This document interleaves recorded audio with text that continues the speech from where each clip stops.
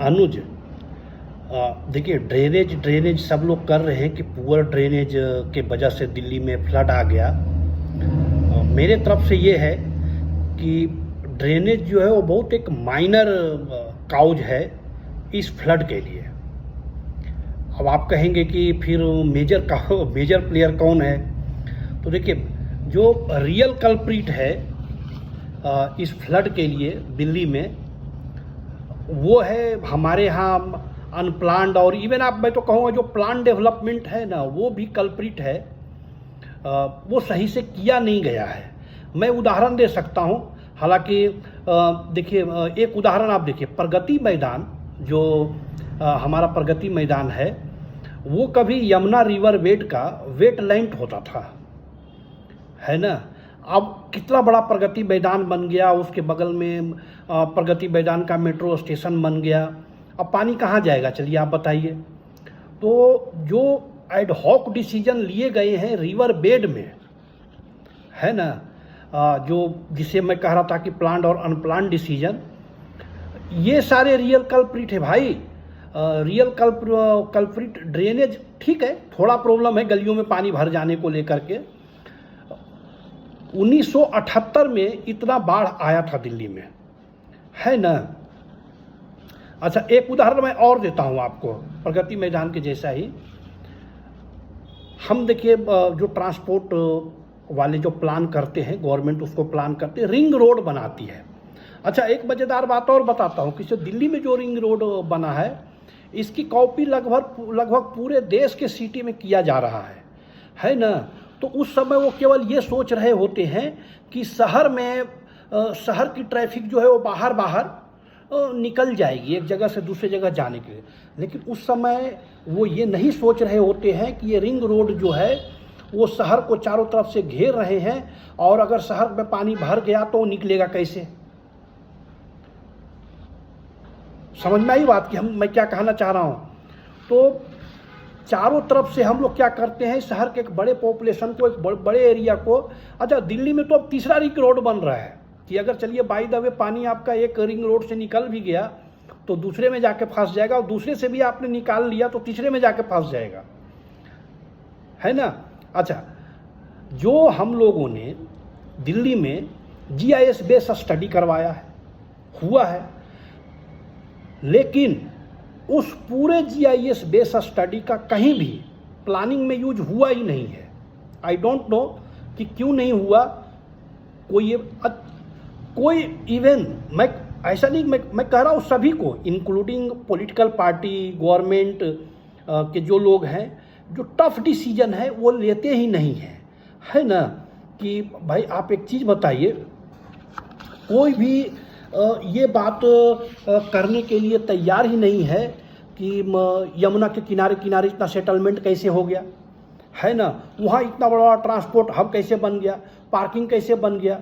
चलिए, पॉल्यूशन वगैरह कई बाढ़ से लेना तो क्यों नहीं है, लेकिन अभी और कुछ जो आपके सवाल है मैं उनका जवाब दे रहा हूँ, ठीक है। अब आप ये बताइए कि जो यमुना रिवर में जो रिवर बेड में इंक्रोचमेंट हुआ है, ऐसा नहीं है कि केवल प्राइवेट लोगों ने किया, गवर्नमेंट ने भी कर रखा है। अभी उदाहरण मैंने दिया आपको प्रगति मैदान का, हमारा खेलगांव का उदाहरण है ना।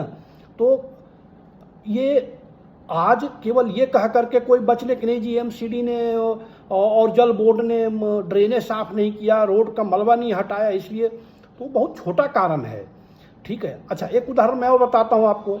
हम लोग डिसास्टर मैनेजमेंट में कभी भी लो लाइंग एरिया में, जो डिसास्टर मैनेजर हैं हम लोग, वहाँ पे हम लोग टनल और फ्लाईओवर बनाने के लिए नहीं कहते हैं। 25 उदाहरण तो आपको मैं दिल्ली में दे सकता हूँ, आप चाहें तो देख लीजिए, बने हुए हैं, है ना। अभी आपने ITO के पास वो नया क्या बना है, एक टनल जो सबमर्ज हो गया है, अभी उसमें पानी भरा हुआ है। अब आपका एक लास्ट सवाल था कि जी हम करें क्या। तो देखिए, बिट एंड पीसेस में सोचने से डिसास्टर मैनेजमेंट होता नहीं है। डिसास्टर मैनेजमेंट करने के लिए आपको एक कम्प्रिहेंसिव फ्लड मैनेजमेंट प्लान बनाना पड़ेगा। मैं ये नहीं कह रहा कि comprehensive disaster management plan of Delhi, मैं कह रहा हूँ कम्प्रिहेंसिव फ्लड मैनेजमेंट प्लान आपको पूरे इंडिया का बनाना होगा। चलिए, आपका अभी टॉपिक इंडिया का नहीं है तो दिल्ली की ही बात कर लेते हैं। आपको एक comprehensive flood management plan Delhi का बनाना पड़ेगा। आपको एक ब्लैंकेट बैन करना पड़ेगा कि भैया देखो, यमुना के रिवर बेड में कोई भी, चाहे वो प्लांट चाहे अनप्लांट, किसी भी तरह का इंक्रोचमेंट नहीं हो सकता है। एक सवाल आपको और था कि भाई टेक्नोलॉजी से रिलेटेड, देखिए हमारे यहाँ आज के तारीख में इंडिया के पास सब कुछ है, टेक्नोलॉजी भी है, कैपिटल भी है और ह्यूमन रिसोर्स भी, बहुत अच्छे अच्छे डिसास्टर मैनेजर्स हैं।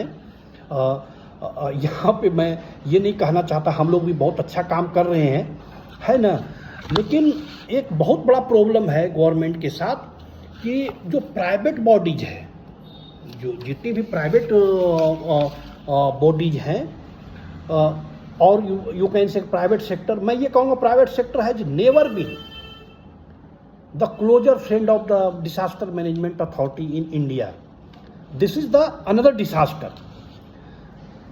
तो हम लोगों को ऐसा नहीं है कि चलिए डेवलपमेंट प्लान बना रहे हैं तो डीडीएम में कुछ बना, दिल्ली डेवलपमेंट अथॉरिटी ने कुछ बना लिया, नहीं। हर में टाउन प्लानर के साथ साथ आपको एक डिसास्टर मैनेजर को इन्वॉल्व करना चाहिए।